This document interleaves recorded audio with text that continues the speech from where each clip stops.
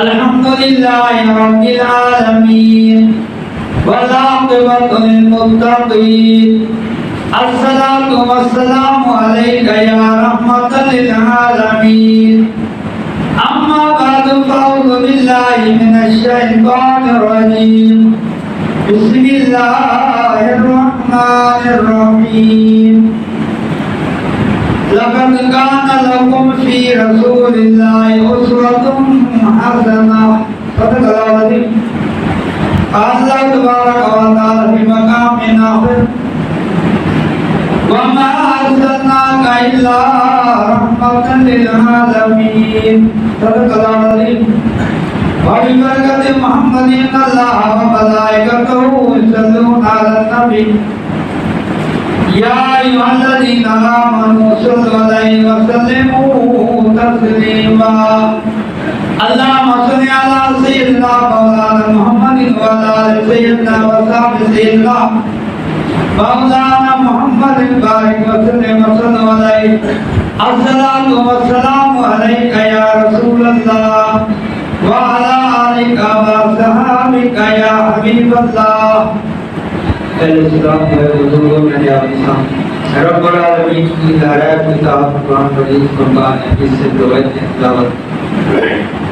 ربیع الاول شریف کا دوسرا جمعہ مبارک آج کے جمعہ مبارک کے موقع پر درس قرآن کا موضوع ہے سیرت مصطفیٰ رب العالمین نے اپنی ہدایت کتاب میں فرمایا لقد کان لکم فی رسول اللہ اسوۃ حسنہ بے شک تمہارے لیے رسول اللہ صلی اللہ علیہ وسلم کی سیرت بہترین نمونہ ہے دنیا میں تم رہتے ہو جس شعبے سے بھی تمہارا تعلق ہو ڈاکٹر ہو بزنس مین ہو خاوند ہو یتیم ہو تاجر ہو جس شعبے سے بھی تمہارا تعلق ہو اسی شعبے میں رہتے ہو نبی کی سیرت تمہارے لیے بہترین نمونہ ہے ام المؤمنین سید عائشہ صدیقہ رضی اللہ تعالیٰ عنہ کی بارگاہ میں جب صحابہ کرام حاضر ہوئے تو سوال کیا اے ام عائشہ رضی اللہ تعالیٰ عنہ حضور کا اخلاق بتائیں حضور کا اخلاق کیسا ہے آپ رضی اللہ تعالیٰ عنہ نے فرمایا لوگوں کیا تم نے قرآن مجید نہیں پڑھا جو قرآن کہتا ہے وہ حضور کا اخلاق ہے ایک قرآن ہمارے سامنے چلتا پھرتا ہے اور ایک قرآن کا اردو صورت میں ہے گویا کہ جو قرآن مجید کہتا ہے وہی حضور کا اخلاق ہے جو حضور کا اخلاق ہے وہی قرآن مجید ہے نبی پاک علیہ السلام نے اہل زندگی میں گزاری اور نبوت سے پہلے اتنا عرصہ اہل مکہ میں گزارا جب آپ نے نبوت کا اعلان کیا لوگوں کو اہل مکہ کے سرداروں کے پہاڑ پر جمع کیا اور ان سے مخاطب ہوئے کہا کہ لوگوں نے میں تمہیں یہ کہوں کہ اس پہاڑ کے پیچھے شیر آ رہا ہے کہ کوئی ایسا جانور آ رہا ہے جو تمہیں نقصان ہو جائے گا کیا تم مانو گے؟ اہل مکہ والوں نے کہا آپ کی زبان سے ہم نے آج تک جھوٹ نہیں سنا آپ جو کچھ کہہ رہے ہیں وہ ہم مانیں گے جناب نے فرمایا میں تمہیں کہتا ہوں کہ خدا ایک ہے خدا لا شریک ہے اسلام کی دعوت دی جان لوگوں نے تو اسلام قبول کیا باقیوں نے انکار کر دیا مقصد یہ ہے کہ کافر بھی مشرک بھی آپ کو صادق والامین کہتے تھے نبی پاک علیہ السلام کے بارے میں رب کے نام سے فرمایا وما ارسلناک الا رحمت للعالمین کہ ہم نے آپ کو رحمت للعالمین بنا کر بھیجا جس ذرے کا خدا رب ہے اسی ذرے کا اس کا محبوب رحمت للعالمین ہے خدا دینے والا ہے خدا کی صفاتی نام موتی بھی ہے عطا کرنے والا اور خدا کا صفاتی نام مانے بھی ہے عطا کرنے والا رکھنے والا قل اللہم مالک الملک تؤتی الملک من تشاء وتنزع الملک ممن تشاء اللہ تبارک تعالیٰ نے فرمایا کہ میں بادشاہی دیتا بھی ہوں اور لے بھی لیتا ہوں طاقت بھی دیتا ہوں بعض کا تخت میں بھی لے کے آتا ہوں عزت بھی دیتا ہوں وتعز من تشاء وتذل من تشاء اور ذلت بھی دیتا ہوں ذلیل بھی کر دیتا ہوں یہ خدا کی شان ہے خدا نے فرمایا میں عزت بھی دیتا ہوں اور ذلیل بھی کر دیتا ہوں خدا کا دروازہ کبھی عطا بھی کرتا ہے کبھی روک بھی دیتا ہے خدا رزق وسیع بھی کرتا ہے، رزق کو روک بھی دیتا ہے، مگر مصطفیٰ کا دروازہ ایسا ہے جو کبھی روکتا نہیں۔ رب کائنات نے مصطفیٰ کا دروازہ ایسا بنایا کہ اس دروازے میں جو آئے گا وہ لے کر جائے گا۔ تو یہ وبال سامنا کہیں رحمت العالمین، ہم نے جس رسول کو رحمت العالمین بنا کر بھیجا، نبی پاک علیہ السلام کے پیچھے جا کر ہم چلیں گے تو سراپا نجات ہوگی، سراپا فائدہ ہوگا، نقصان نہیں ہوگا، کیونکہ نبی پاک علیہ السلام رحمت العالمین بن کر آئے۔ اس کی ایک واضح ثبوت حدیث کہ صحابہ جو تھے وہ نبی کے پیچھے آنکھیں بند کر کے کرتے تھے، ان کو یہ علم تھا کہ نبی نے جو کہہ دیا وَاسْمَعُوا وَأَطِیعُوا، نبی کا فرمان سنو اور اطاعت کرو۔ یہ نہیں لکھا ہوا کہ ہم دماغ سے سوچیں گے، اگر ہمارے دماغ نے یہ کہا کہ یہ بات ٹھیک ہے تو پھر نبی کی اطاعت کریں گے۔ خدا نے فرمایا نبی کی بات سنو اور اس کی اطاعت کرو۔ حضرت ابو ہریرہ رضی اللہ عنہ ایک بار تبار کے نوبت میں حاضر ہوئے اور کہا اللہ کے رسول آپ سے جو بات میں سنتا ہوں، حدیث مبارکہ سنتا ہوں، میں کبھی کبھی بھول جاتا ہوں، نسیان کی بیماری ہو گئی ہے، بھول جاتا ہوں۔ اب ابو ہریرہ کا یہ عقیدہ تھا کہ میں نبی کی بارگاہ میں آیا بیٹھا ہوں، رسول سے جو مانگ رہا ہوں رسول مجھے عطا کرے گا۔ حالانکہ رسول نے یہ نہیں فرمایا کہ میرے پاس صرف اللہ کی باتیں سننے کے لیے آؤ، اللہ کے احکامات کا آؤ سننے کے لیے آؤ، شریعت میں بتاؤں گا، یہ حکیموں کا کام ہے، یہ ڈاکٹر کام ہو، ان کے پاس جاؤ۔ حضور نے یہ نہیں فرمایا۔ صحابی کا یہ عقیدہ تھا کہ میں سب کو رسول کے دروازے سے ملے گا، اور نبی نے بھی یہ نہیں فرمایا کہ ابو ہریرہ اس دور میں جو حکیم ہوں کے پاس جاؤ، ان کو نسخہ دے گی، تو دوائی دے گے، نسیان کی بیماری، بھولنے کی بیماری کو ختم ہو جائے گی۔ نبی نے بھی یہ نہیں کہا۔ آپ صلی اللہ علیہ وسلم نے حکم دیا کہ ابو ہریرہ اپنی چادر دکھا، اپنی چادر بھی نہیں، آپ نے اپنی چادر مبارک کو تو رحمت والے ہاتھ رکھ کے پھر چادر اٹھا کے آپ کو بتایا۔ ابو ہریرہ کہتے ہیں اس وقت سے لے کر جتنا عرصہ میں زندہ رہا نبی کی بارگاہ میں جو کچھ سنتا تھا کہ کبھی نہ بھولا، کیونکہ بھولنے والا بیماری ختم ہو گئی۔ تو صحابی کا عقیدہ یہ تھا کہ نبی کے پیچھے چلنا ہے، آنکھیں بند کر کے چلنا ہے، وَاسْمَعُوا وَأَطِیعُوا۔ اور 1,20,000 کے لگ بھگ صحابی جو ہیں ان کا ایمان ایسا ہے کہ خدا نے فرمایا جس صحابی کی بھی اقتدا کر لو گے، جس صحابی کا بھی دامن پکڑ لو گے تم ہدایت میں پا جاؤ گے۔ ان کے ایمان کو بھی رب کائنات نے ہمارے لیے ویسے نجات بتایا۔ سیرت مصطفیٰ نبی پاک علیہ السلام پر جب پہلی وحی نازل ہوئی غار حرا میں، آپ وحی کے آنے سے پہلے آپ غار حرا میں جاتے تھے، کئی کی راتیں اللہ کی عبادت کرتے تھے، اللہ کا ذکر کرتے تھے۔ جب پہلی وحی نازل ہوئی آپ اپنے گھر آئے، آپ کی بیوی خدیجہ رضی اللہ عنہا کے پاس جب آپ پہنچے، آپ کانپتے ہوئے اندر آئے اور عمر نے حکم دیا اے خدیجہ مجھے چادر دو، چادر دی۔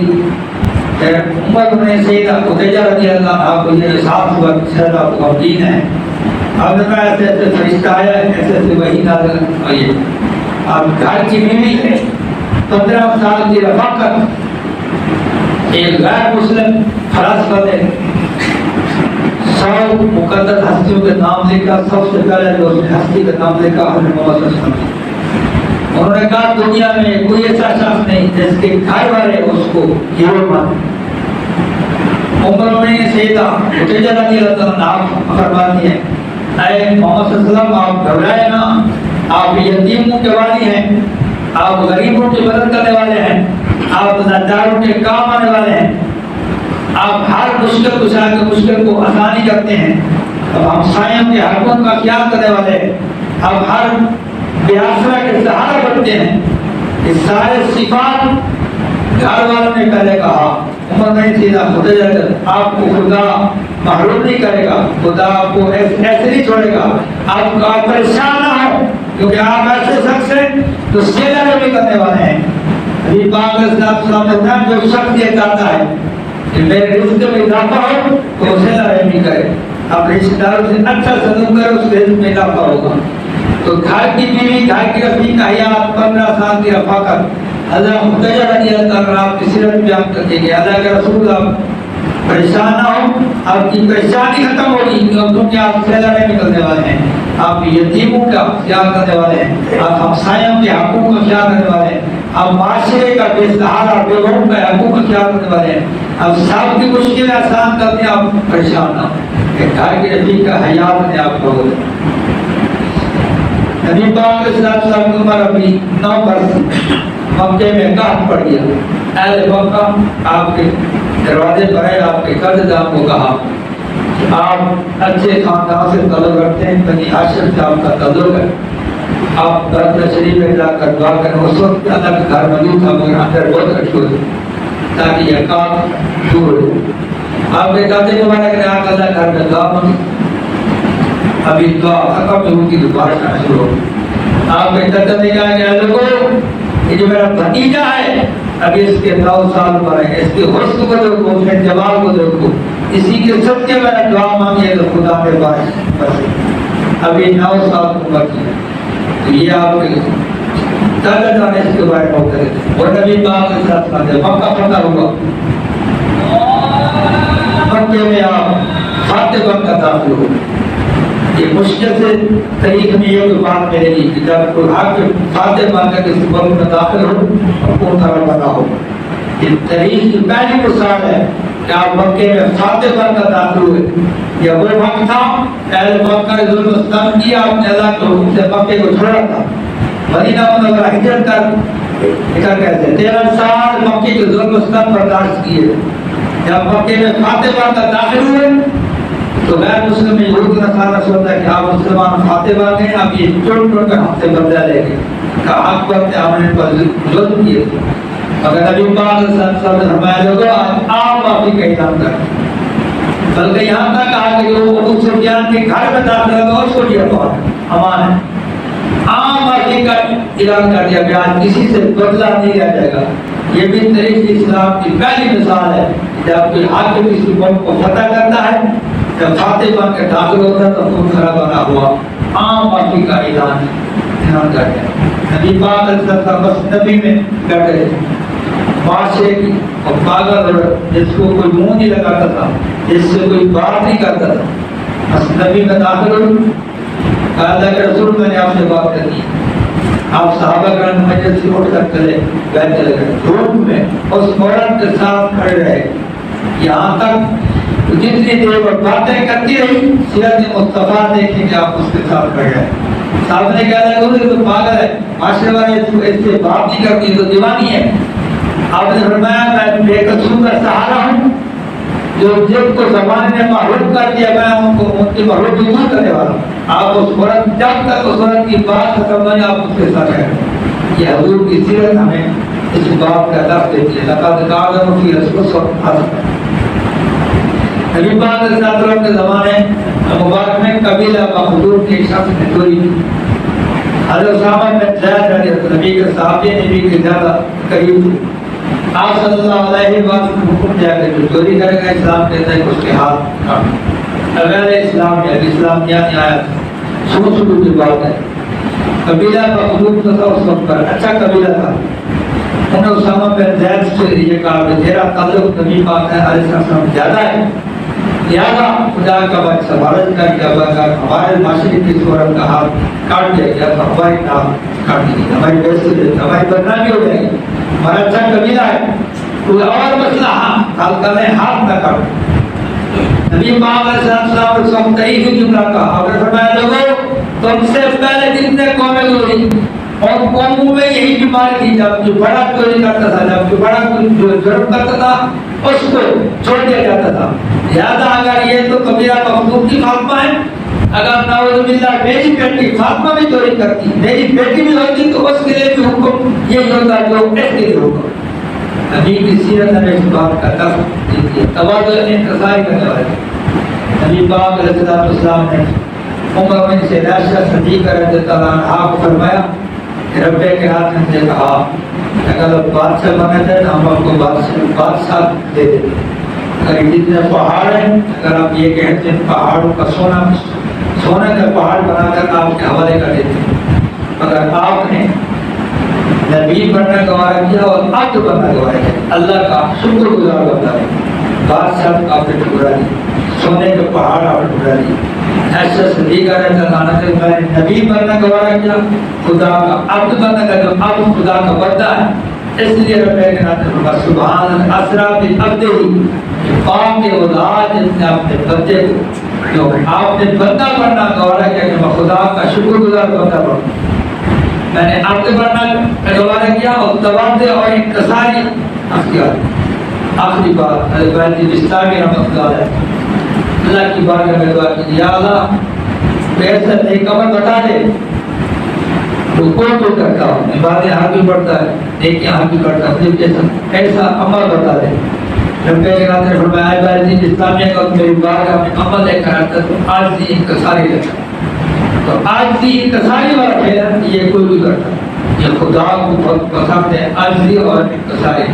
درگزر کرنا، معاف کرنا۔ نبی پاک علیہ السلام وعدے کی پابندی کرنے والے، مساوات کا زمانے کو مساوات کا درس دیا اور مساوات قائم کر کے دکھائی۔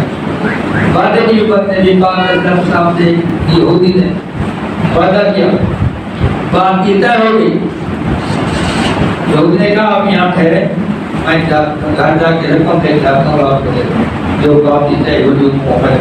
آپ تم سے وعدہ کر لیں کہ آنے کی دیر تک کھڑا ہوں۔ وہ آدمی کیا بھول گیا، غیر مسلم تھا، 3 دن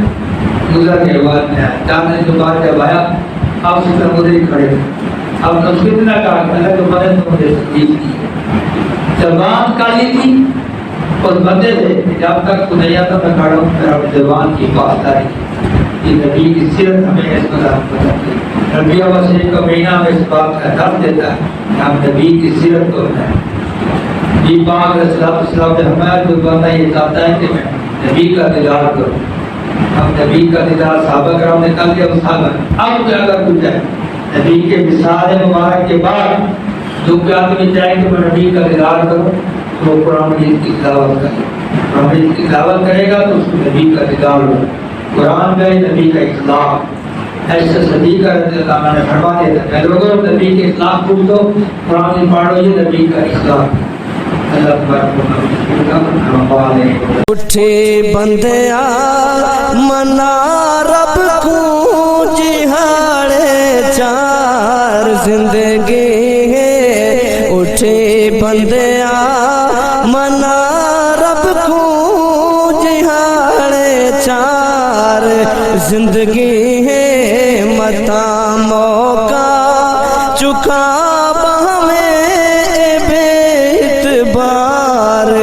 زندگی ہے، اٹھے بندیا